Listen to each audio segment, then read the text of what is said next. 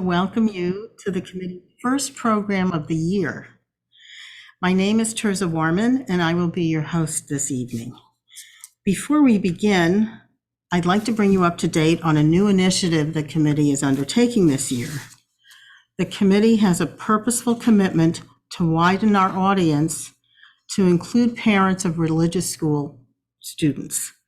And to this end, we'll be conducting several programs on Sunday mornings aimed at fostering intergenerational learning. The topics for these programs are meant to be attractive to both our audience and the new members of our community of learners. They will all begin, appropriately enough, with bagels and refreshments before the speaker's presentation. During the first semester, we will continue the highly successful Global Jewish Communities begun last year with a fascinating look at Uganda and the Jewish question, the story and struggles of the Abba Yudaya community, with Dr. David Breakstone, who's former vice chairman of the World Zionist Organization. And during the second semester, we will have a three-part series on Pirkei Avot with Joe Rosenstein, a noted author and teacher on the topic. We are very, very pleased to bring back in-person programs after a 2-year hiatus. Most of our programs are slated to be in person, and all will be accessible simultaneously on Zoom. Special shout out to our skilled Zoom masters, Ed Simon, fellow disappointed Mets fan, and Judy Fleitman, Giants fan. To facilitate this hybrid model, there will be a Q&A session at the end of each program.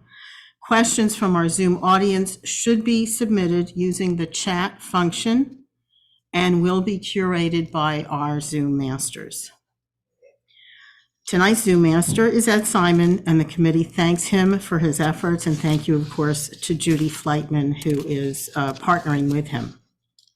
I will be running the Q&A session tonight, and we'll be integrating questions from our in-person participants and those being conveyed through Ed and Judy. I would now like to turn the program over to Rabbi Moreau, who will be introducing her friend and colleague, Rabbi Dr. Naomi Kalish.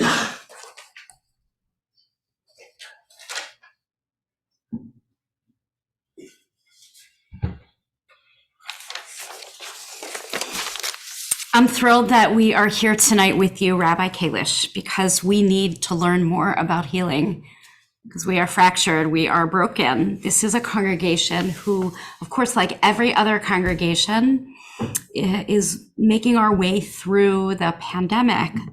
But just about 3 months before the pandemic began, this is also a congregation that lost its dear rabbi, our friend, Rabbi Adam Feldman, blessed memory. So there's so much communal pain, and then there's, of course, the baggage that each person carries in their heart. Rabbi Kalish is the Harold and Carol Wolf Director of the Center for Pastoral Education at our alma mater, the Jewish Theological Seminary of America. I do not think that position existed when we were students. It's because of pioneers like you and other chaplains that made sure that the next generation has the right training. Prior to coming back to JTS, after many years as a student, Rabbi Kalish taught CPE, Clinical Pastoral Education. I see we have Sharon Bromberg, who is a CPE certified chaplain at New York Presbyterian Hospital to students from diverse religious, denominational, national, and cultural backgrounds. She served on the interprofessional education faculty at Columbia University Medical Center, where you've taught a course on spirituality and healthcare to students. She's taught in the chaplaincy and pastoral care courses for not only JTS, but at the Academy for Jewish Religion, Yeshivat Chovevei Torah, Yeshivat Maharat, and more. I am going to stop there. She knows a lot about palliative care, a lot about interfaith work in her own avocation. And we're lucky to have a colleague and friend of mine here. Rabbi Dr. Naomi Kalish. Also hello to all of our people on the live stream.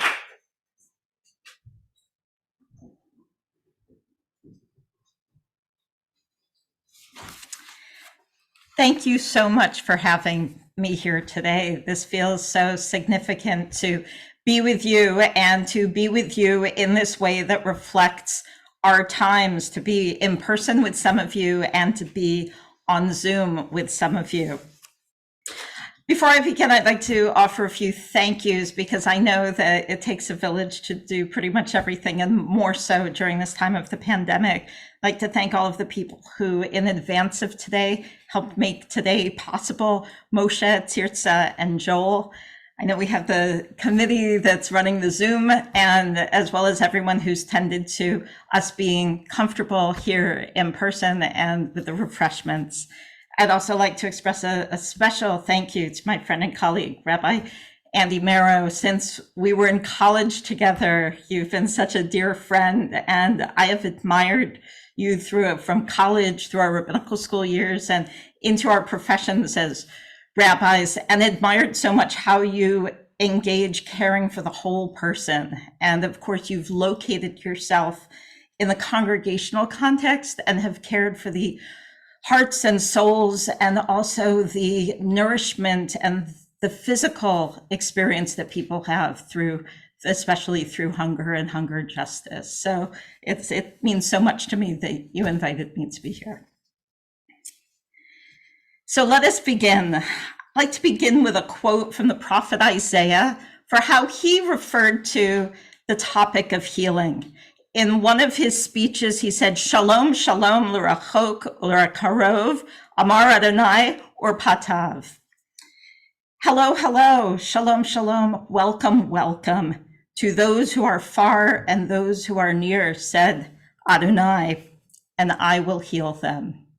I will heal those who are far and those who are close. What might this mean? I'd like to share a text with you, which has been a dear text to me, and a text which came to me early in my experience as a chaplain, and which I have held close throughout my work as a chaplain and a rabbi.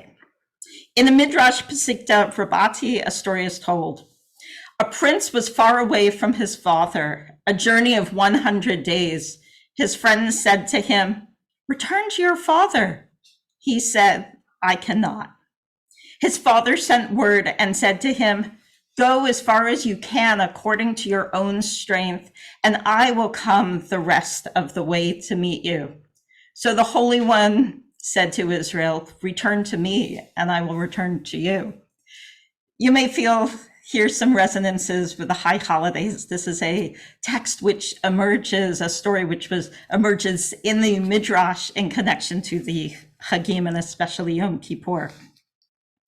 This text came to me when I was doing my first training as a chaplain. I was at what was Beth Israel Medical Center in Lower Manhattan. It's a very large hospital of probably 1,000 beds. And I think it was 3/4 of the way through the program before I ran into the first person I knew from my department. I walked those long hallways very much feeling by myself. I was trying to come up with theological Jewish language to understand what I was doing as a rabbinical student in venturing so far away. And this text spoke to me. This text said, "We will meet you where you are. We will bring Judaism to you." It became a metaphor for me for how we can feel far away and we can feel close by in many different ways. So here was a geographic distance, people in the hospital when they're not at home. I came to really appreciate that feeling of physical distance can take place even when you're across the street. You know, you live across the street from a hospital, you still can't access your home community, your literal home where you live, your home community where you pray, your rabbi, and the other important people in your life. But we can feel distant in other ways. We can feel emotionally distant, we can feel from a meaning perspective distant. What used to make sense doesn't make sense. The ways we used to make sense of life, like if I'm a good person, things will work out all right. And suddenly we go through times in which that no longer is true. And so whether it's emotionally we feel distant, spiritually we feel distant, theologically, we can have that experience of alienation, including when we're physically at home. The pandemic, of course, has exacerbated this for us. And I think, Rabbi Mero, you introduced this so well in terms of how we continue to journey with and journey through the challenges of the pandemic. At times, and this is old news, but at times we felt so close to one another. We were crowded into homes in which we didn't have space.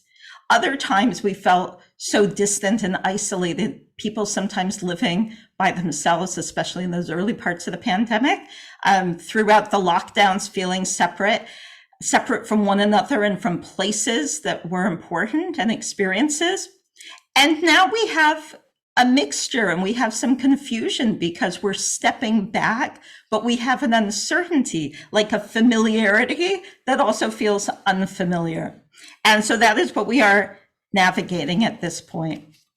While not emphasizing it throughout the talk, but to share a few data points which I think are helpful and probably articulating what's already known, that mental health needs have intensified dramatically through the pandemic. Of course, we already had mental health needs, for ourselves, our families, our communities, our country, the world, but we saw an increase. And in one survey, one poll by the Kaiser Family Foundation, there was an increase. There was a data point that 4 in 10 adults in the United States report feeling symptoms of anxiety and depression. And this was an increase from 1 in 10 adults in 2019. We've seen an increase in anxiety and depression among youth, middle school, high school, college, but also beyond on both directions, an increase in substance abuse. We've also seen an impact in burnout and morale in many other places. Healthcare has seen a dramatic exodus in some healthcare settings, mental health professionals included, which of course creates a challenge at the time when we need more mental health support and there's greater demand. We also need to be caring for our mental health professionals and supporting them as well as expanding those fields. And what I like to say is we've seen this in every people-oriented work among teachers, among clergy, among social workers. We see this kind of morale stress. And also, we shouldn't focus only on the professions. We also see this in parenting, personal caregiving, and just day-to-day living. So our question is, how do we go forward? How do we address this?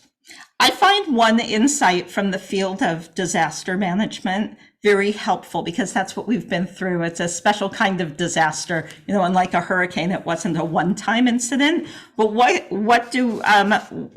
how can we understand some of what we've experienced? So what defines a disaster? So 2 points. One is that the system's overloaded. So the difference between an emergency plan and the disaster plan is in a disaster situation, we need to shift to a new system because the status quo can't accommodate. And the second is we're all in it. In a disaster, we're all affected as well. So we might be in caring roles for others, personally or professionally, as parents, as spouses, as significant others, as friends, and then also as professionals, but we're also in need of support ourselves. On a personal note, I remember after Hurricane Sandy, which of course is a disaster that affected all of us, going from an event to support people in the community to coming to our home and having a FEMA notice on the door for what services we might need from FEMA. So it really was striking that my family was balancing both. So we're in this point of re-entry, and in a disaster, like I said, the system breaks down. What we often have to do is rebuild the path, and that's been the challenge for us. So how can Judaism be helpful to us as we go forward in what we could call a multidisciplinary or a complex way, that we're partnering with and seeing ourselves in collaboration with mental health professionals and others who provide support. So sometimes the fields of mental health and religion don't talk so well together. Sometimes they talk very well together.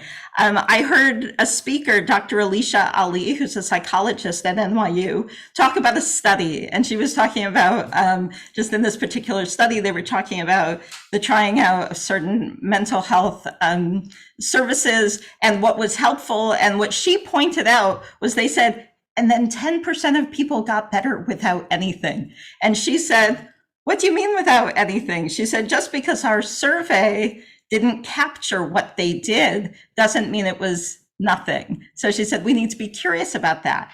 And that's where we fit in. That's where religion fits in, where synagogue, where friendships fits in, where community fits in.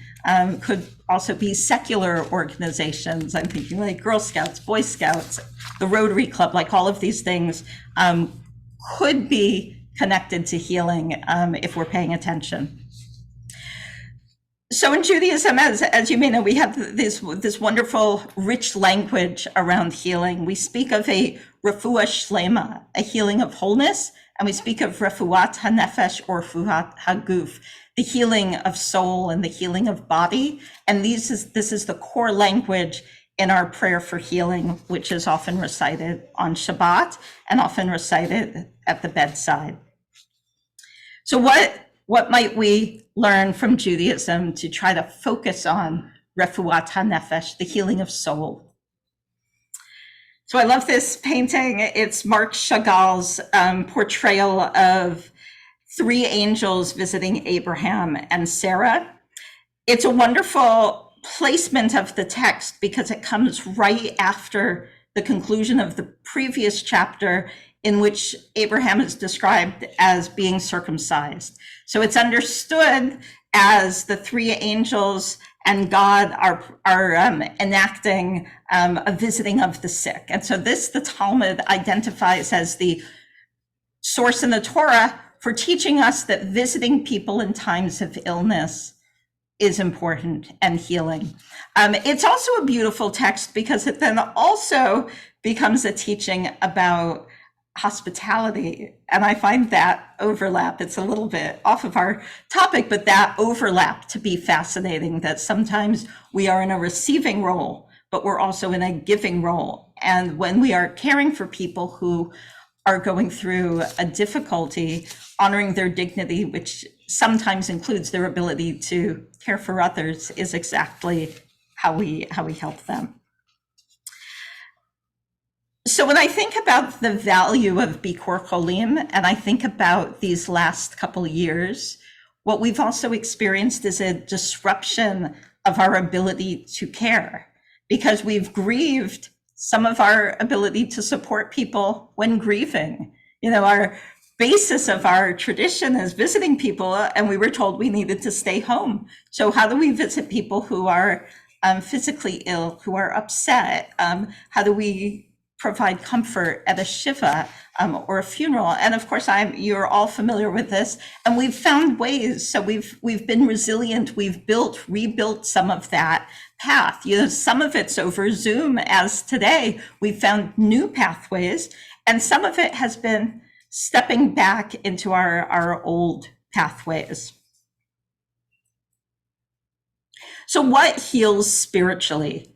I love the language of compassion and thinking of radical compassion, which we'll come back to that word radical. Compassion literally means feeling with, or with feeling. It literally means showing up as a feeling person. And, you know, it's a little bit, you know, like to say it this way, but we can all imagine showing up as a robot, you know, like either we're protecting ourselves or we're burnt out ourselves. Or why couldn't we program a robot to show up? But showing up as a feeling person is often what touches people more than the specifics of Did I speak a lot? Did I not speak a lot? What did I say? Like that matters too, to some extent, but the foundation is that we showed up with a caring spirit, and directing that care to the other is what's felt. A core component of turning radical compassion into care is through listening. And I love this quote by the psychologist Carol Gilligan, but what is radical listening? Like what makes the listening of a radical quality? So she says, radical listening is a way of listening that is radical in two ways. Radical meaning that goes to the root, and also radical in that it has the potential for transformation, which I think of as like the branches, it goes to the margins. So it's a way of listening that is attentive to voices that speak, not only in the center, but also on the margins, voices that speak out loud and those that speak in silent, whether, and possibly indirectly or in private. So the challenge with listening is to listen to what is other about the person, what is unique in their story. And that's very hard for us to do. We come with empathy, we imagine what they're going through. And sometimes we want to give voice to that, but can we also hear what is uniquely the other person's? So I'd like to, before we continue, I'd like us now to shift to reading a text together and discussing it together. The first text, first we'll go through one text and then we'll go through the other. So if you're on Zoom, these were sent out ahead of time. It's a couple pages with the topic, it says Center for Pastoral Education and Refuat Haefesh at the top. So I'll read the first, but we have some readers for the second. So these are a few stories which focus around Rabbi Yochanan ben Zakkai. And in the first text, and this first text is actually sometimes included in prayer books. So some of you may have seen this in the Sim Shalom and Lev Shalom Sidurim prayer books. So the narrator says, once Rabbi Yochanan ben Zakkai was walking with his student, Rabbi Joshua, near Jerusalem after the destruction of the temple. Rabbi Joshua looked at the temple ruins and said, "Woe, the place that atoned for the sins of the people Israel lies in ruins." And he, Rabbi Yochanan ben Zakkai, said to him, "Do not be afraid, my son. There is another way of gaining atonement, even though the temple is destroyed. And what it is through deeds of loving kindness. For it is written, loving kindness I desire, not sacrifices." So what I love about this text is that it shows us two different spiritual states. Neither one is right or wrong. They're just simply in two different places. So Rabbi Joshua is bereft. Rabbi Joshua doesn't know how to go on. For the daily life of, life's up and downs, and how he would and how one would go through an emotional crisis, a spiritual crisis, and have the ritual at the temple as the way that they coped with it. They went and they offered a sacrifice, and it gave them a sense of cleansing, renewal. They could continue. And now he just said, I just don't know how we're going to continue. He's despairing. And then Rabbi Yochanan is in a place of hope and creativity, innovation. He says, don't worry, we have something else we can do. Now, we can talk in a minute about advice giving, but just hearing it as an expression of his emotional and spiritual state, he has hope, he has vision, he has a sense of innovation. We'll see this especially in the next text, but I don't read these texts as textbook examples of like, you should say this or shouldn't say this, but they're great stories. What I would like is if the Midrash gave us the next sentence, which is, was Rabbi Joshua comforted? Because we just don't know. Maybe he was, maybe he said, you've just reassured me. Or maybe he felt like, you didn't hear me. I wanted to have my despair and loss validated. So we just don't know. And that's the art, that's the hard part about caring emotionally for people and spiritually is that it's an art, and sometimes we're a little off and then they tell us, or we see it in their face, and then we readjust. So it's a process of unfolding. So, this text teaches two important components of being caring in our relationships. So the first one I mentioned is that each person has their own unique experience. There's no right response or wrong response. The temple was destroyed. It wasn't right or wrong to feel despair or to feel hope. It just simply, it was. And that's true with us also, where we'll have a situation and we'll have different emotional responses. We have the pandemic, and some people were thrilled to not be commuting into work, and it was great. And other people were so disappointed. It wasn't that one was right or not, because each person has the authority over their own experience. And sometimes I find that, especially in crisis, it's hard to make space for that diversity because we have things we have to do, like make a policy or make a decision. Like we had real pressure to do that, and we continue to do that. So sometimes we need to make a decision, and it's going to go with some people and not with other people. But from an emotional space, we can all be right. We don't need emotional consensus. And then the second is just about spiritual care. The second point that this text also makes, well, I don't know if it actually fully makes it. I'll make the point, is that the person you're caring for is the person in front of you. I find this would happen a lot in chaplaincy. It's very easy to focus on the person who's the medical patient or the person who's in the situation. And you have to do that to some extent. But from an emotional and spiritual care perspective, how is that you should kind of shift the center of focus from that person to the person you're talking to. So it often manifests with a question like, and how are you doing? And what's this like for you? And that could be the best friend or the cousin or, whoever you happen to be talking with, as a person having their own experience and worthy of being able to tell their story.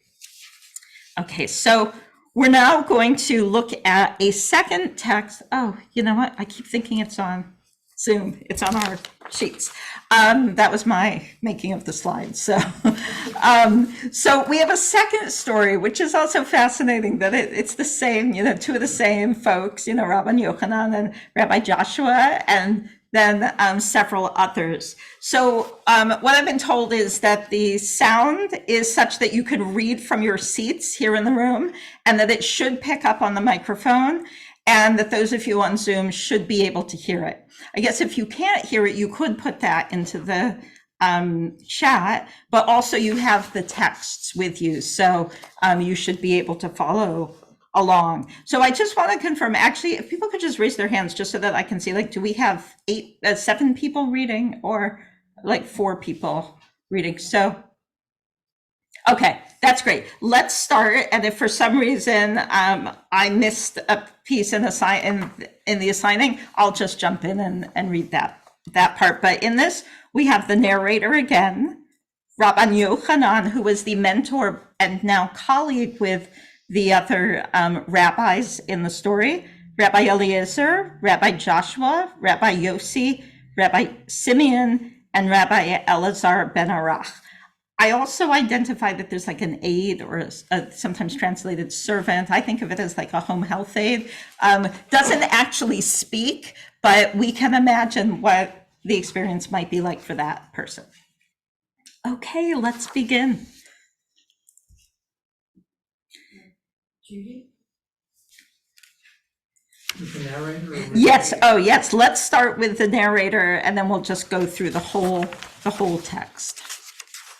You are the narrator. You're the narrator. Oh, I'm sorry. I forgot. So, okay, let's begin. When Rabbi Yochanan ben Zakkai's son died, his disciples came in to comfort him. Rabbi Eliezer entered, sat down before him, and said, Rabbi, if you please, may I say something to you? He responded. Speak. He said to him, Adam had a son who died, yet he received comfort for the loss. How do we know that he was comforted for him? Because it is said in the Torah, and Adam knew his wife again? may you too be comforted. He responded, Is it not enough that I grieve over my own? Do you have to remind me of Adam's grief? Rabbi Joshua entered and said, Rabbi, if you please, may I say something to you? he responded, Speak. Job had sons and daughters, all of whom died in one day, and he was comforted for the loss of them. May you too be comforted. How do we know that Job was comforted? Because Job said, the Lord gave and the Lord has taken away. Blessed be the name of the Lord. he said to him, Is it not enough that I grieve over my own? Do you have to remind me of Job's grief? Rabbi Yossi entered, sat down before him and said, Rabbi, if you please, may I say something to you? he responded, Speak. he said, Aaron had 2 grown sons, both of whom died in one day, yet he was comforted for the loss of them, as it is said, and Aaron was silent. His silence implies a willingness to be comforted. May you too be comforted. he said to him, Is it not enough that I grieve over my own? Do you have to remind me of Aaron's grief? Rabbi Simeon entered and said, Rabbi, if you please, may I say something to you? he responded, Speak. he said to him, King David had a son who died, yet he allowed himself to be comforted for the loss of him. How do we know that David was comforted? Because it is said, and David comforted Bathsheba, his wife, and went to her and lay with her, and she bore a son, and he called his name Solomon. May you too be comforted. he said to him, Is it not enough that I grieve over my own? Do you have to remind me of King David's grief? Rabbi Elazar ben Arach entered. As soon as Rabbi Yochanan saw him, he said to his aide, Take my clothing and follow me to the bathhouse, for he is a great man, and I shall be unable to withstand him. he entered and sat down before him and said, May I tell you a parable? To whom may you be likened? To a man with whom the king deposited an object? Each and every day the man would weep and cry out, saying, Woe is me! When shall I be safely relieved of this trust? You too, Rabbi, had a son. He studied the Torah, the prophets, the writings. He studied Mishnah, Halakha, and Midrash, and departed from this world without sin. May you be comforted because you have returned unimpaired what was given you in trust. he said to him, Eleazar, my son, you have comforted me the way people should give comfort. okay, thank you.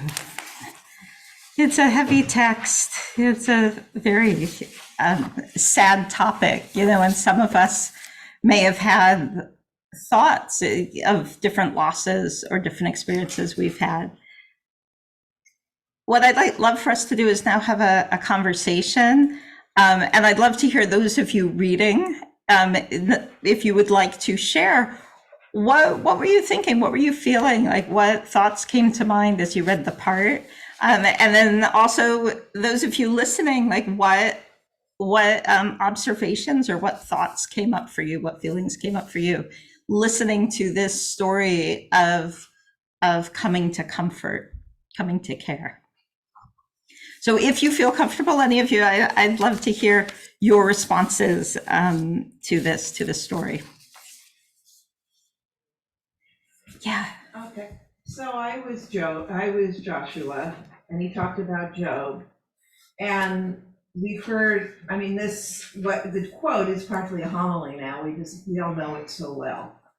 And if we're speaking in terms of rabbis talking and their spirituality and their love of God and their acceptance, that's very different than us, many of us who are agnostic, and God is not the answer.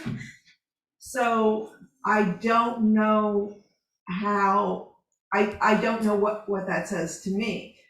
the first one you read, what I like is that he gave the person an action item. He told the person, here's what you do. You go and be a good person and be good to other people and take care of other people. So there was an action item there. And that was, to me, more worldly than this kind of, I don't find this comforting. Yeah, I really appreciate your comment and your insight, and also how fantastic it is also to look at the two stories, which have these two characters in both stories. I think what you said is very important for a variety of reasons. When we think about what does it mean to be Jewish? How do we understand Jewish identity? So there's a quotation which I love, which I'll just share right now, which is Rabbi Neil Gilman of blessed memory, who's the teacher for some of us. He used to quote Mordecai Kaplan saying that Jewish identity manifests itself in three ways. So he said, belonging, behaving, believing. What I love about it is exactly what you said. Believing is not the way everybody approaches their Judaism, and we could call spiritual identity, their Jewish identity, and that the action is what was meaningful. So I really appreciate that. For something else I'm working on right now and looking at some of those expressions that we say, in this one, the Lord has given, the Lord has taken, blessed be the Lord.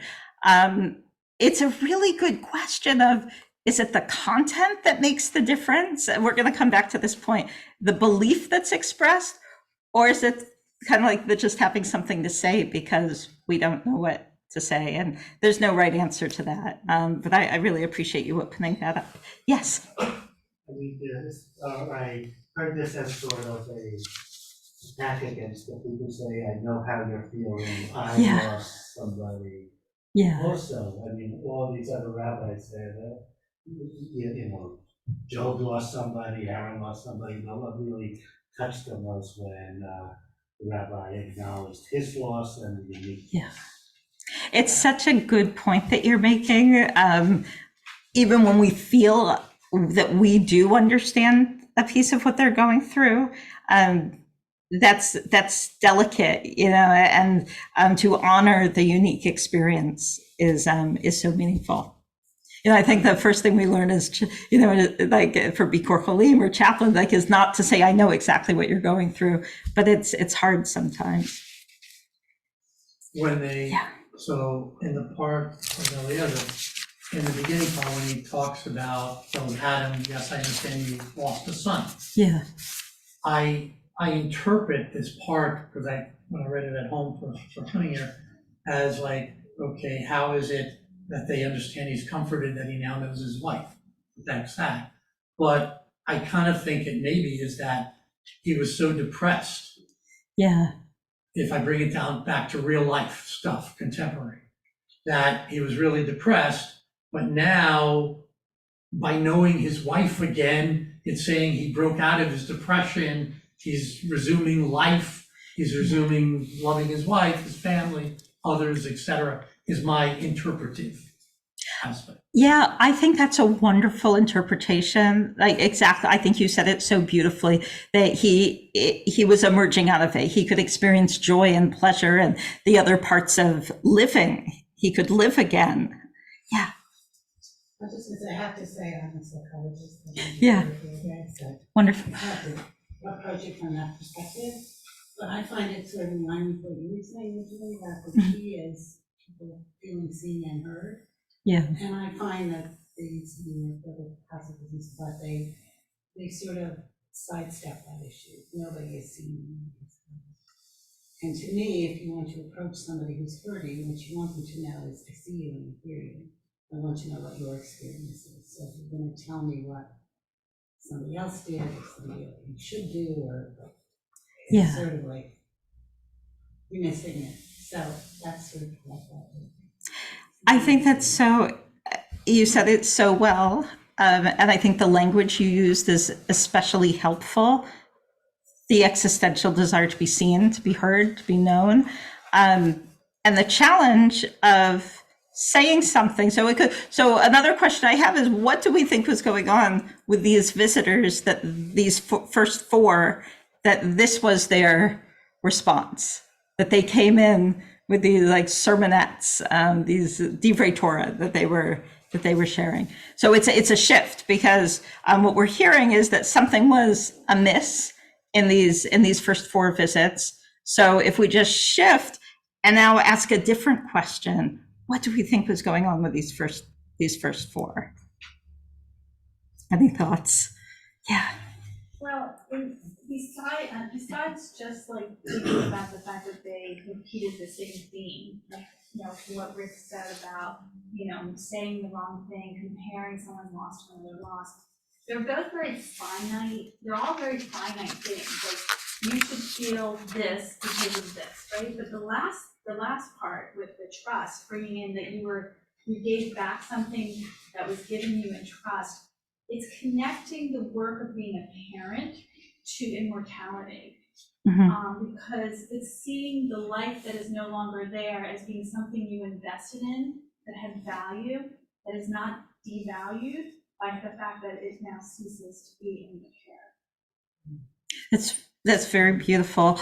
I think just with your comment and the previous comment, what I'm hearing from both of you is there was something personalized in this last response. It wasn't about this story or this person, this figure elsewhere, but it was addressing the person who was bereaved directly, about who they were, the role that they played, the loss that they're experiencing.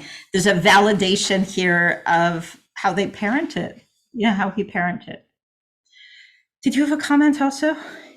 I'm just thinking about my own experience if I'm with someone who's gone through a very terrible thing. It's not easy.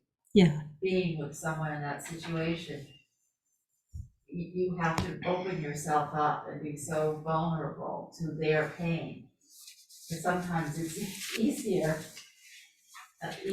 but you go to the more intellectual side of things and say, oh, well, so-and-so went through this, or I went through this, because you don't have to be so vulnerable yourself to actually be with that person in their time of grief and pain.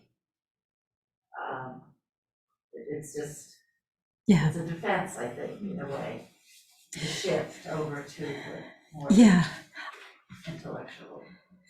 It looks like there's another comment, so I'll wait to respond, but I really appreciate what you said, the compassion you've expressed for these visitors. Yes. I found it interesting and very personal that the people who experienced loss, or many of them, lost children. And when my father passed away, I was sort of in high school and very not aware. I didn't know what was happening. But I saw my Uncle Sam, who was 70 at the time, and who was the closest thing that my father had to a father. And he just collapsed, literally collapsed. And I've heard talk about the greatest grief is losing a child. Thank God I don't have to know that now, but I found it interesting that these people lost their children. Yeah, and that was the association also in these references to the Torah, that they were bringing in stories that resonated. So I think, picking up with what both of you said, I'd like us to dwell for a moment on this point that it's hard to show up for people who are in pain, physical pain, emotional pain, theological pain, which I would say, when a person like curses God in your presence, like is angry, that's not comfortable. Like sometimes we might resonate maybe with the anger or the hurt. And so then we'll feel like we can be with them because somehow we resonate. But sometimes we don't resonate with it, and it's really hard to be present. So I think, it's, there's two sides to this. Like we want to think about ways to effectively care for people. And then we also want to try to understand what makes it hard and also recognize the challenge of caring for people. So what I think, and I think this goes to the point you just made, I think they each gave like a little sermon, a little teaching on what was comforting them. I think that each of them was heartbroken at this point, and they were showing up trying to comfort their colleague, their teacher, their mentor. And so what they were basically saying to the other person is what they were saying to themselves to soothe their own souls. And that's the challenge in caregiving. And we're going to look at another slide in a few minutes, but the challenge is remembering where we are in relationship, and to tend to our own needs as well. So let me just say a few thoughts I had on this, and then we can also hear a few other thoughts. One is those first four were formulaic. That might just be the literary aspect of it, but life sometimes has its formulaic nature, and so that's just interesting. And it was already said that the last one was personalized. I think also in that the personalizing and the speaking to the parenting also addressed indirectly the fact that people sometimes feel guilty. I think parents always feel guilty if anything happens with their children. There's a guilt feeling that comes up, but even beyond parenting, I think sometimes like people just feel a sense of like, I feel bad about that, and like if only I had this or that. And sometimes there's validity to it, but often it's an emotional response that just seems to come up in human nature. So by saying you did a great job as a parent was indirectly, without having to name the guilt, was a way to address that. I sometimes wonder when I read this if the words actually did make a difference, like between the first four and the last one, or if it was simply timing. That sometimes when we're upset, when we're going through a situation, we just need to give it time. And so the first four maybe just have the hard task of showing up when the pain was more acute. And then maybe the last one, Rabbi Elazar, when he showed up, maybe it was because Rabbi Yochanan was in a different place. Another reading is maybe it wasn't the timing, but maybe there was something else that was going on. So a fascinating comment for me, point of it, is when Rabbi Yochanan sees him coming and he says to his aide, "Take my clothes and follow me to the bathhouse, for he is a great man and I shall not be able to withstand him." What does that mean? He didn't even say anything yet. And there's already a different response to him. So I'm just curious, any thoughts, like what you think might be going? Yeah, and you read Rabbi Yochanan, so. It was a setup, right? You had these four people speaking, the four rabbis speaking that Yeah. he wasn't impressed with, and then great man comes and, says the great thing. Yeah. That's how I look at it. Well, what made him great, do you think? He was set up as great. Right, so they're This is a great man who's gonna come, I can't withstand it. Yeah. So I'm curious, other thoughts. So maybe there was something about him, like it's in the setup. Maybe there's something about him that also, we can imagine here, because for our purposes, we can imagine, yeah. He wasn't ready to finish reading. He didn't want that. Yeah. So somehow he thought that this person he recognized as a great man was actually going to successfully comfort him. And he said, I'm not ready yet. So he's running away. That's his movement, as he's running away. And I think that's definitely a read, like a read of this. And we simply don't know. So are there any other thoughts? Yeah. I'd like to bring my Rabbi Yossi into this. Yeah, please. And his comment was on the silence. Yeah. And sometimes the grief is so overwhelming, there are no words, and also the person trying to comfort can't think of what to say that could possibly help. I think it speaks to just being brave and being with someone who's going through such a difficult time.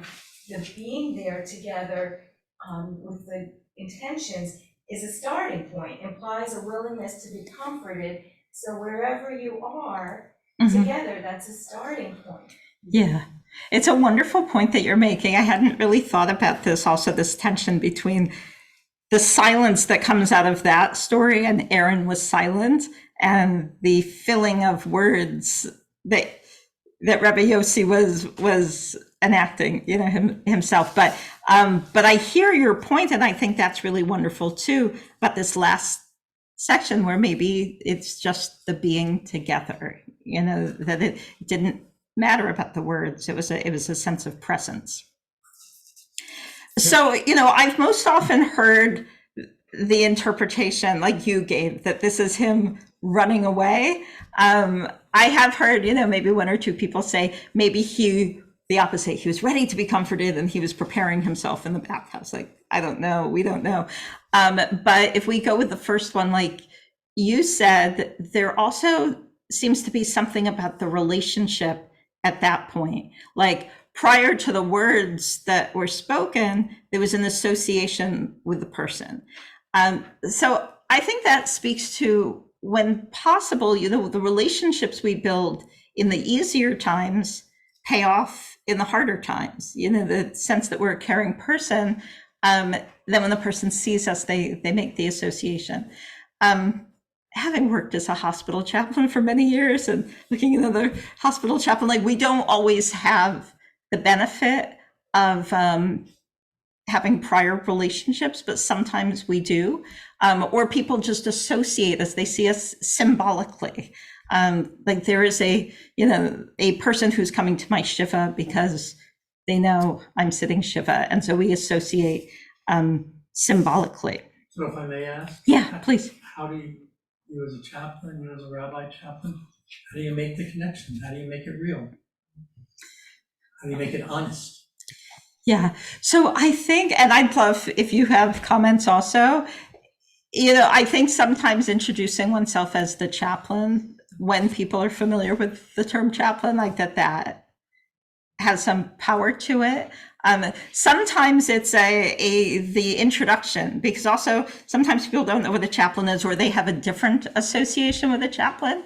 So a brief, I always say it has to come before the first breath. Like, hi, I'm Naomi, I'm the chaplain here, and I came to see how you're doing, because I spend time with people when they're waiting for test results, or when they're in a difficult situation. I don't know if you had a comment you wanted to make.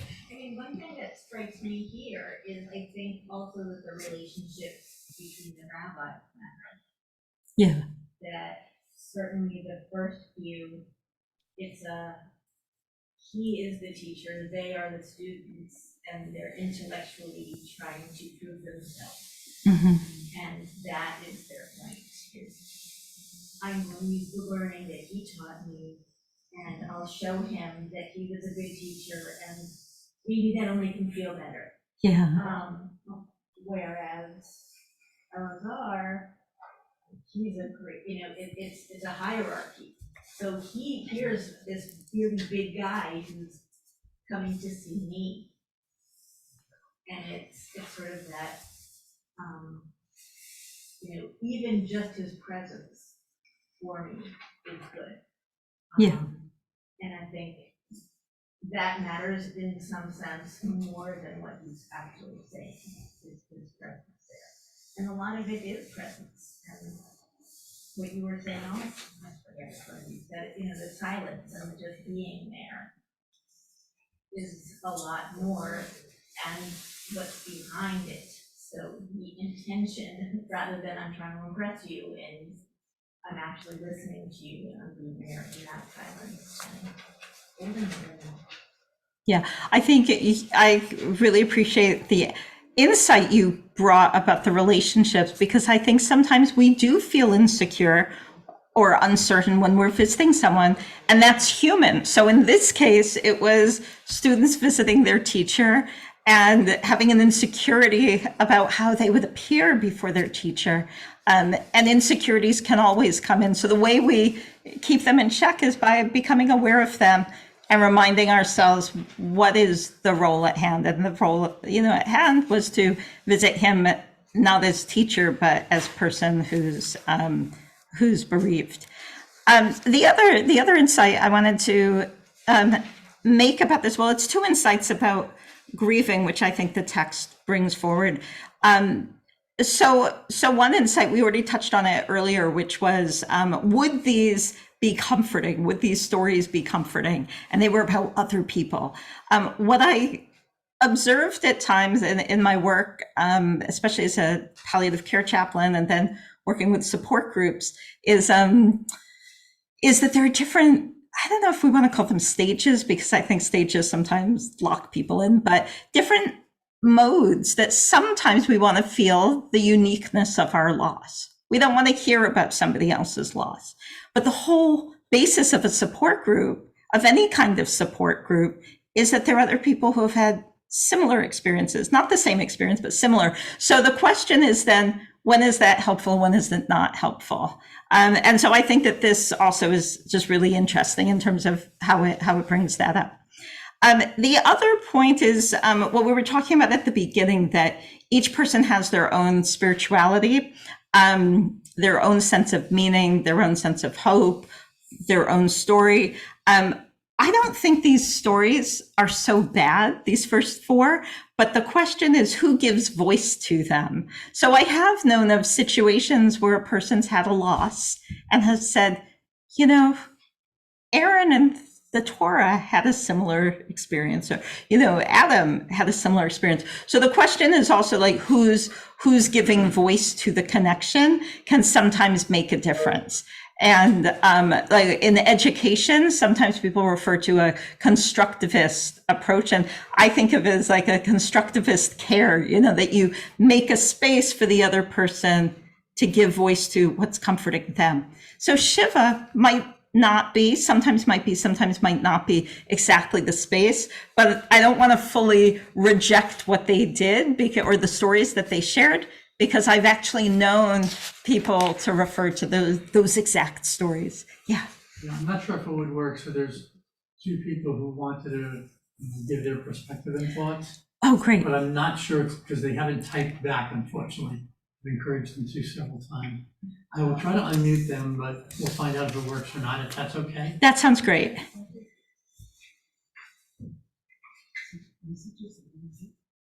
I'd like to say something. It sounds as though the first rabbis. Shoshana, Write them in the chat. I tried chat multiple times. Shoshana, can you hear me? You can say it real quickly. We can try it for a moment if you have thoughts. Okay, I was just going to say that when I first learned what to do at a shiva. Actually, maybe if she says it. I've asked her to chat. No, it's Naomi invites Shoshana to speak. Rabbi Kalish. Oh, You just asked Shoshana to speak? Shoshana, are you able to speak? Yes, can you hear me? If you say it now, we think we'll be able to hear. I was going to No, we say can't hear that her. Is your I have a host? Can she type the No. question? No, I've asked her to not type working. it so many Typing times. is- your typing is volume on, not either of working. you? Can you hear me now? The typing's not working. Okay, Go for it. We hear you. Okay. Say it loud. Can you tell them if anybody else should turn off their mics? Yeah, they need to turn off everybody needs to turn off their mic. Go, Shoshana. You can. Okay, can you hear me? Yeah. Okay. What I first learned about visiting a shiva in the beginning sounded very counterintuitive. I was told that really the very best thing to do is basically to just express your condolences and sit and not to talk. And so I thought it was very interesting about all the talky that really was happening. I think that it's hard because people think that, you know, by really empathizing, by telling your story or your text, that's going to be so helpful. But I think that each person mourns in his or her own way.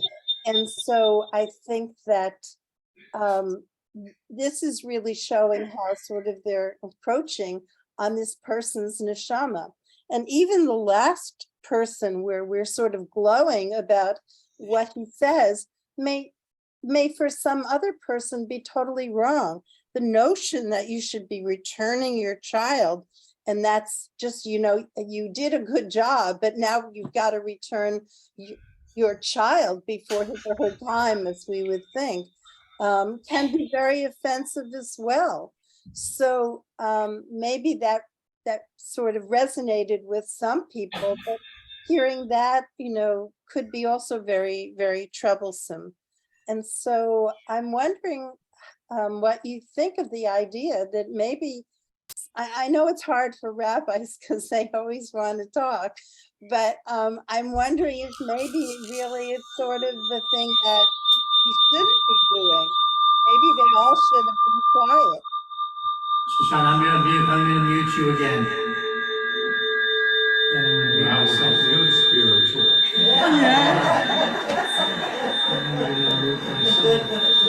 Shoshana is not muted. Okay, now I have her muted. Just one second.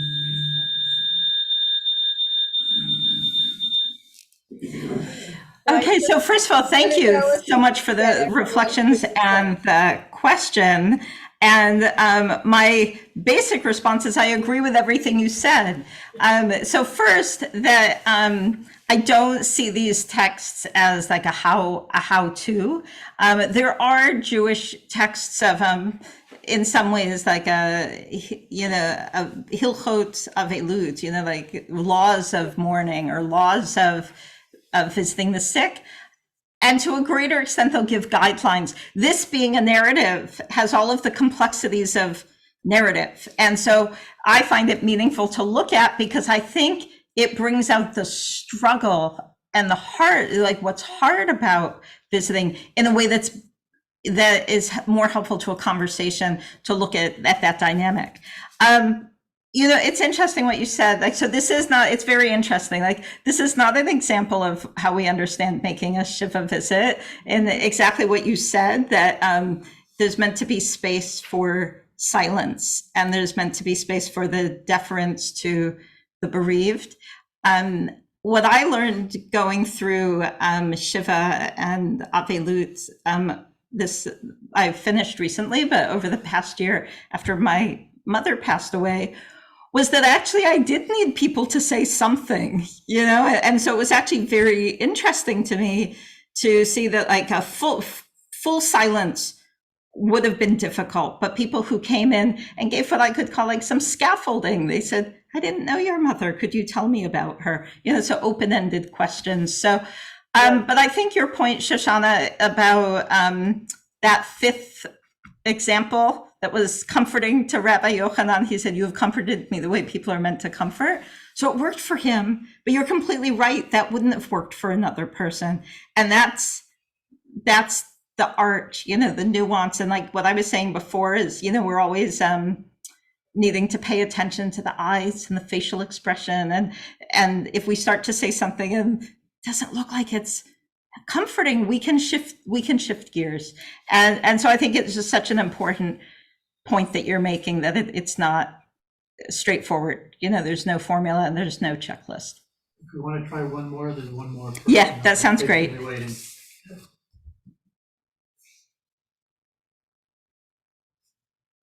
I've asked them to unmute. And we'll try to turn my volume. Can I ask? He's not on mute yet. I'm unmuted. I'm David Lieberman. I lost my wife this year. One of the things that was unusual about it was that we could not have a Shiva because of COVID and because I had just recently come out of the hospital. But what we did was to have a Zoom Shiva, which initially we did not expect to have the warmth and value, which it proved to have.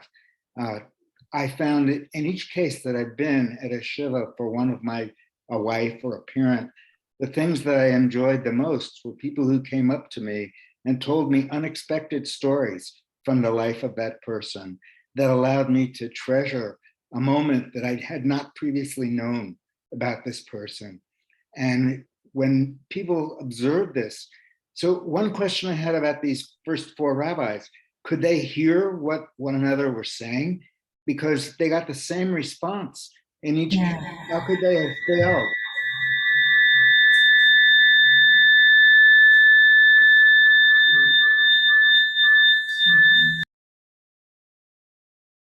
how could they fail to recognize that they were making the same approach again and again? And when we had this Zoom Shiva, what was wonderful is you could hear each person who wanted to speak, and people who were there were 100 people at that Shiva, and people came away from that Shiva saying, I learned so much about this person, and it was such a beautiful experience. There were even non-Jews who had come to the Shiva who said, what a wonderful way to memorialize a person.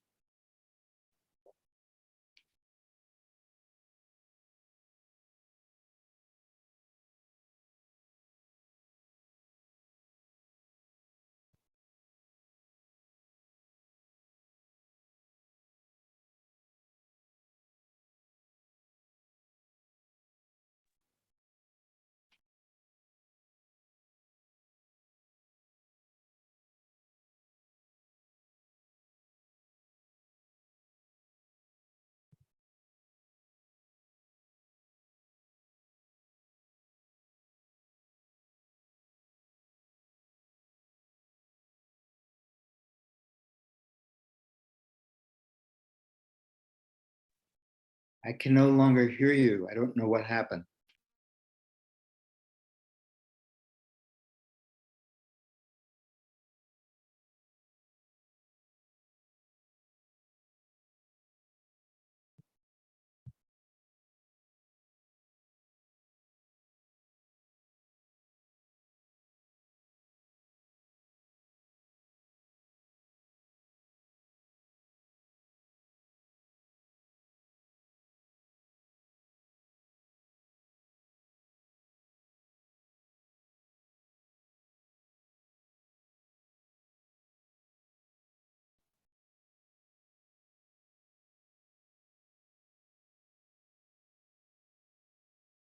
We can't hear.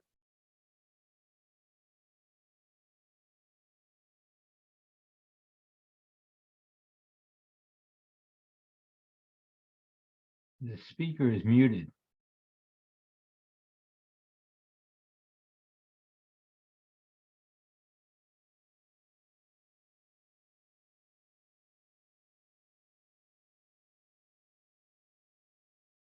The chat is disabled and we can't hear.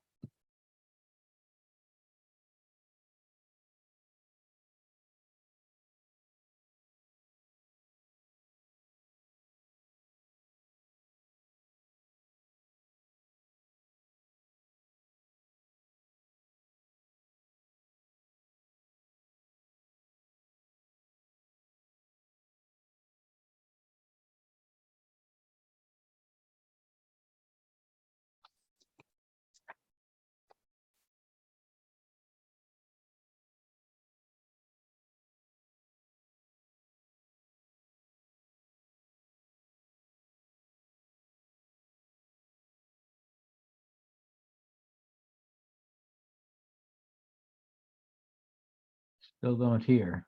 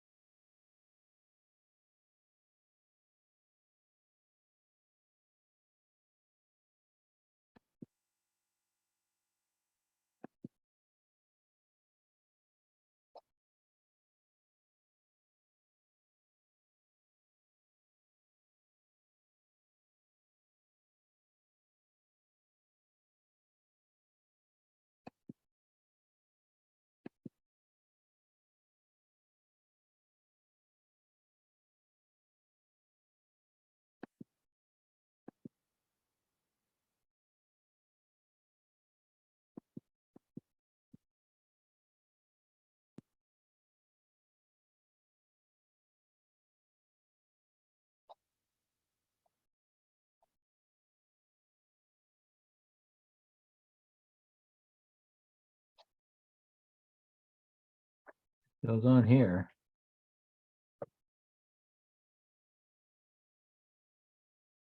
And can't chat.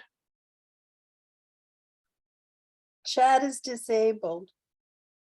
Is there anyone on the Zoom that is in the room that could tell them? I just sent a text to Rabbi Mero and to Suzanne. I know Suzanne's not doing it this evening, but she can probably communicate with Ed. Anybody see Rabbi Scheinberg in the room at all? I tried to message him to tell him. Bring me.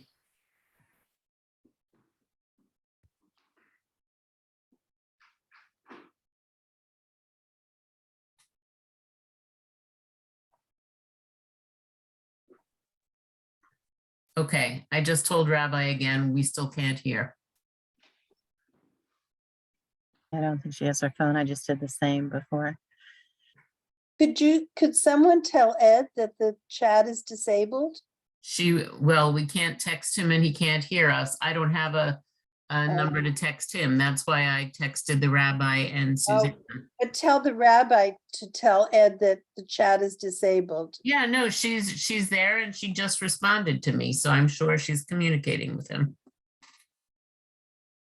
But did you tell her to let him know about the chat?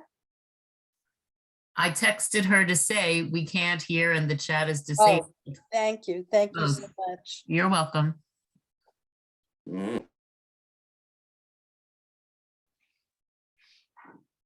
Oh, that's funny. Please send questions in the chat, comes up on the screen. Yeah, we don't have.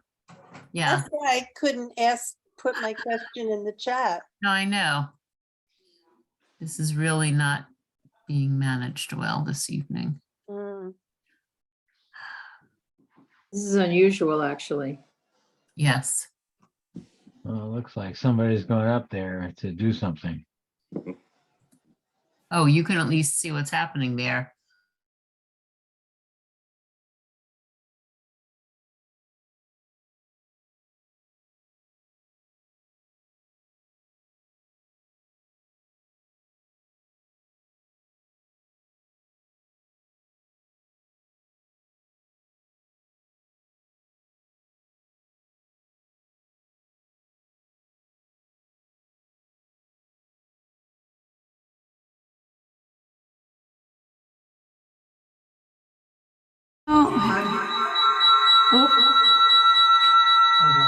Maybe I hear It's back. this. Okay, so this is muted now. Is she muted? Talk. Can you hear? We can hear now. I'm texting with Judy. Talk a little bit, please, Rabbi. Oh, we hear now. Okay. Okay, so we're Yeah, good? we can hear now. Perfect. Chat is still disabled. So let's get this. I was just telling The her chat is still that disabled. in the last 3 years, I sat Shiva once with everyone in public, once where it was all Zoom, and once where it was half Zoom. So I feel like I could now write a little bit of a book about which were good and which were not. And I really do think that I loved the Zoom because friends from around the country and Israel got to come. I love that option. I do think that would be meaningful if it was meaningful to you to write up. I do think that would be very powerful for people. So I'll just share a few more thoughts and then we'll open up for comments and questions. So this was the ring theory. This is a painting which I find very meaningful, which was painted by Edvard Munch, the Norwegian painter who's most famous for the Scream, that we've probably all seen, like the Scream, you know. But this was a painting of his sister who died at a young age. But he must have had this memory, this vision of her, because he painted a version of this encounter between his aunt and his sister many times. And actually, if you're interested in art, it's really fascinating to look at the feeling that's different. The coherency is different in the different paintings. But what I find very interesting here for our purposes is just looking at kind of like the posture and the relationship. Like, first of all, the sister, she looks to me like she's doing okay on this day. And I think that's also, you know, back to some of what we were talking about with Abraham and Sarah being visited and then being after Abraham's circumcision. But then he did some acts of hospitality, and it seems like that was meaningful. And so we shouldn't always assume that people don't have power. They have resiliency too at times. But I'm more interested right now in the ant. Should I keep going? Yes. Okay. Sorry, we couldn't see you. So you They can. oh, okay. You can tell that I've developed skills in just like blocking things out, but sometimes it's good to pay attention. So anyway, but the ant, I don't know, it's for interpretation, like with her posture. Is she heartbroken? Is she worn down? Or is she praying? I've had some people say she looks like she's praying. So we don't actually fully know, because, we don't see her face. But I'm very interested in thinking about also sometimes we're the person who's being cared for, and sometimes we're the person caring for the other. And to, again, think back to this ring theory, like what I want her to do is after she says goodbye, I want her to go in the other room and have someone say, so how are you doing today? And that's part of what we do as a caring community. And in our personal lives and professional lives is we check in with one another and just convey that we care how one another is doing. I'd like to make one comment back to the language of Refuat Haefesh. At the end, so after we have our discussion, we're going to conclude with singing Debbie Friedman's Misha Barach song melody. But I'd like to share an interesting story about that, which I think actually goes back to an earlier comment about sometimes the tension between belief and ritual, and some of our resources when we think that we've been talking about people and showing up as a primary way of caring for one another. But we've also had these texts to help us think about this. And we also have prayer and ritual as part of what we take with us when we're going through difficult times. So a story about Debbie Friedman's Misha Barach. There's an anthropologist, Gila Silverman, who did a study of people saying, actually her study was of a women's cancer support group. She wanted to find out about their spirituality. I don't know if she used the word resiliency, but like how they coped. And so she did interviews with them. And all of the women in this group, it was a Jewish group, said, I don't find traditional prayer helpful. I don't believe in God. And they, I have a lot of doubts right now. And then she was really surprised at the end of the support group that they invited her to observe. At the end, they said, oh, we can't conclude yet because we have to sing Debbie Friedman's Misha Barach. So that was very interesting to her. And she said, how do you make sense of that? And they said, well, this isn't about a statement of belief. This is about a ritual that comforts us and connects us to one another. And so I think that's a really good area for us to wrestle with, and also to not lock ourselves into only understanding our texts or our traditions in one way, but to be able to see them in multiple ways. So I'm going to stop my comments there and just at this point, well, actually, we'll go back to the previous slide. Let's just open up for a few minutes. What do we have, like about 10 minutes? 10 minutes? About 10 minutes. So, we can stay focused with what I've presented, but we also can bring in other thoughts and insights that you have that relates to the topic of healing and of caring during difficult times. There's nothing I've asked for comments and questions. I haven't gotten any yet. Okay. So tell them now's the time. Okay, so if you're watching by Zoom, now is a good time if you have questions, and you can put them into the comment section. And I'm not sure if we can have them spoken out loud, but we can try whatever works for you. Please be aware the chat is still disabled. Can you maybe share with us some meaningful experiences where you've been able to use your training to care or help care for family members who are not Jewish? That's a great question. The whole model of training in the chaplaincy field, and also currently, you already mentioned that JTS has changed a lot since we were at JTS. So now all rabbinical and cantoral students do. We had we did have a chaplaincy internship, but they have a more intensive training. It's based on what's called a multi-faith chaplaincy model, which is that we should be able to find ways to, on a human level, support people in what they're going through. And also, as the field defines it, on a spiritual level. And I say as the field defines it because spirituality, spiritual care, these are words that mean different things to different people. So the field defines it as how a person finds hope, meaning, and connection in life or in what they're going through.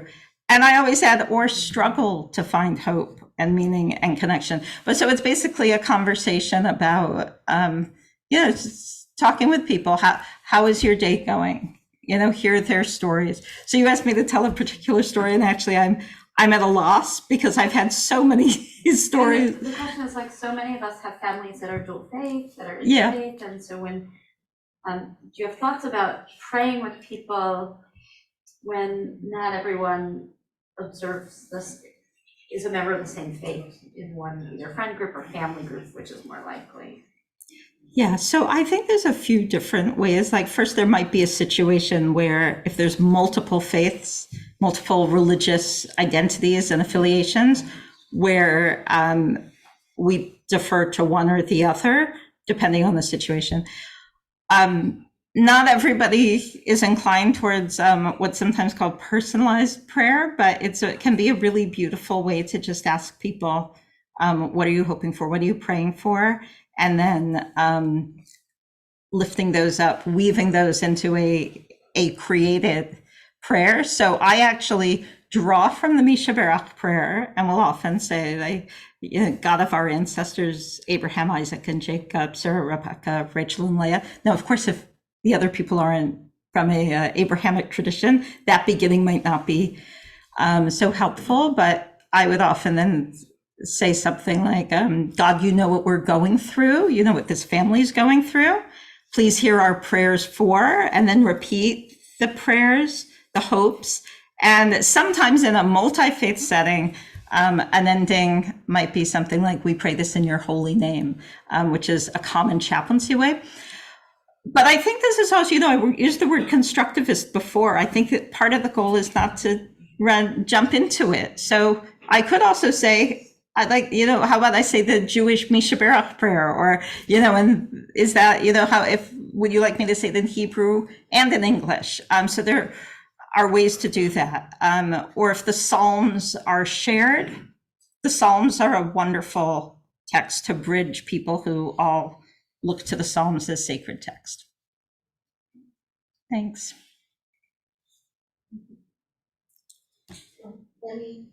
Any questions or comments from those of us who are present tonight? I just wanted to observe, and thank you so much for your insights. That I also am very sorry to hear the loss of your mom. I also recently lost my mom, and it happened during Rosh Hashanah, which was like very bizarre. Yeah. And literally, and it was kind of during COVID last year, and people in this congregation would just come and sit with me, and just like kind of hold my hand and really not say much. And I found that comforting because they didn't necessarily know my mother, but just knowing that they cared was, I found it comforting. And I felt very glad to be in the community. I had a friend who lost her motherhood, and she was Catholic, and she said, we were together, she was together with her siblings, and then they all went back to work. And she felt that they didn't have a period to just like take a pause. So I remember her telling me that, and I thought, and I think as Rabbi Baruch has said, this is something that we know how to do. Yeah, I've had many colleagues from other faiths say they admire and sometimes envy the Jewish Shiva and the whole morning traditions. They wish they had something like that. I'm sorry also to hear about your mother's loss. I think what you said is very important. Sometimes it might feel comfortable to come and sit quietly, but if it doesn't, to try to figure out what can we do to get ourselves there. So sometimes I've said or heard people say, like, I wish there were perfect words, but since there aren't, could I just sit here with you? And so that's something I often think about, which is sometimes we're trying to learn words, skills, techniques, but actually what we're often trying to do is develop our capacity to be present, even though it's hard sometimes to be present. So to tolerate that discomfort. Maybe since you've been in your position for a couple of years now, so are there changes in the curriculum or things that you're implementing that we could learn about the new religious education of the next generation of rabbis and cantors? Well, for me, the most exciting one is just that there's this more intensive pastoral education internship, which, as I mentioned, all rabbinical and cantorial students need to take. In the field, there's been a real expansion to the field of chaplaincy, not only being ordained clergy, but being a much wider, it's a new realm of religious leadership, and it's exciting. We have one right and we have one right here. Case in point. And so that's very exciting. That change, I think, happened for a lot of different reasons, but to try to have the field of chaplaincy be more inclusive, that not every person is going to pursue ordained religious leadership and doesn't need to in order to be able to be a comforting presence. So to have education is where the field sees, to be able to be steeped in one's own faith tradition and knowledgeable. That's what's considered important. We also offer a certificate in pastoral care and counseling. And so rabbinical students need to currently, and this is being the curriculum's being reviewed this year, need to earn a master's degree in a content area like Bible rabbinics, or they can get it in Jewish education, or they can earn this certificate in pastoral care and counseling. So it's a real recognition. The previous chancellor traveled the country and listened to, at the beginning of his tenure as chancellor, listened to congregations, like, what do you want your religious leaders to be able to do? And one of the strong pieces of feedback was that people wanted to feel like they could go to their clergy for pastoral care and counseling. So these changes took place. So I just have one comment from Grace Gurman, who tells me to tell Rabbi Joshua Koach, so insightful talk by a loving practitioner. And I think we all feel that way. Thank you so much. Thank you so much. Did you want to come to? I feel like we're leading it when I have the music maestro right here. Yeah. So maybe we all come together. We're gonna pray a little together. We need to be back there in order for everybody on Zoom to hear. So you go back there. Okay. And I'll be. But come on up with us. And if you're not holding hands, okay. And if you are holding hands, great. I'm still masking. Other people are not. It's all right. Do you want to? Okay. What we thought we would do maybe is put a little hole in the circle so that the camera can see, and yeah, so we're gonna make, there's a hole there, and thank you, Rabbi, for teaching us and for teaching the next generation of cantors and rabbis. Thank you to your husband who drove down with you. Chauffeur extraordinaire. So we're going to maybe take the moment, we read this list, but I hate when we read the list and we don't each get to really say the names of our loved ones that we're praying for. Really want to concentrate on that Haefesh part, the people who are suffering from anxiety and from just too much in their world. So take a moment to envision and think about the people in your life that you are seeking healing for.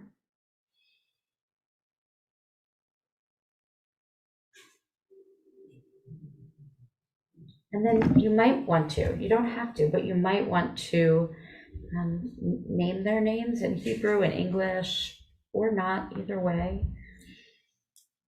Let's start. Alan Rubin. Kalish. Shmo Yovel, Chaim Leib. Masha Sivia, Raphael, and Rabbi Hirsch. Are we talking about people Names in of our, your in loved our ones. minds that we're concerned about? Oh, okay. Stephanie Miller. Rabbi Miller.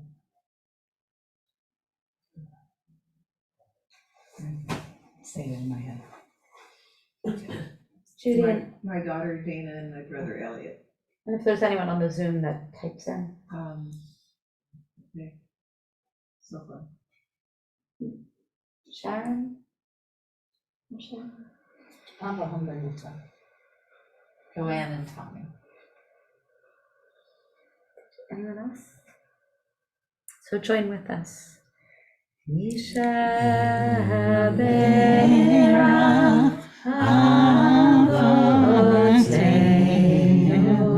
Mekor HaBracha Limotenu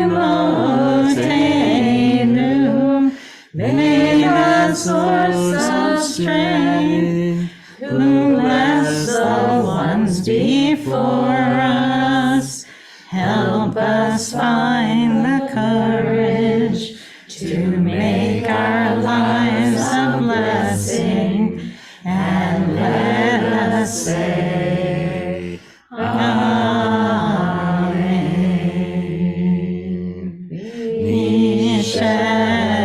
Mishabera imotenu mekor habracha.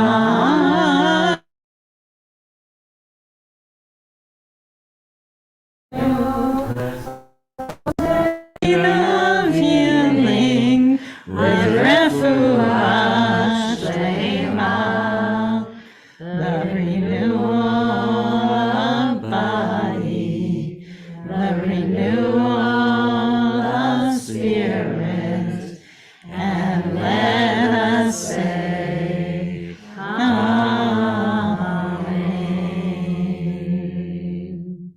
We wish for each of you calm.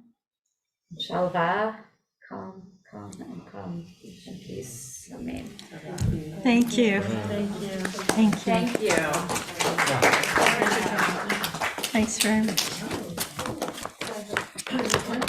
Yeah, and I think tears ahead. Yes.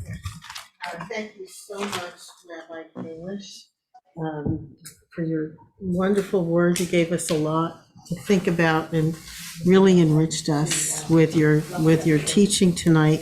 Again, I want to thank Ed Simon and Judy Flightman for their intrepid Zoom master efforts. And of course, Rabbi Moreau for being here and her leadership. And I want to remind you that the Lifelong Learning Committee's next program is Where Ezra and Nehemiah Real People. Dr. Mark Lupter, Director of Jewish Studies, Temple University, will be speaking on that topic Monday, November 14th at 7:30, in person and on Zoom. Just in one quick thing, between now and then is November 8th and early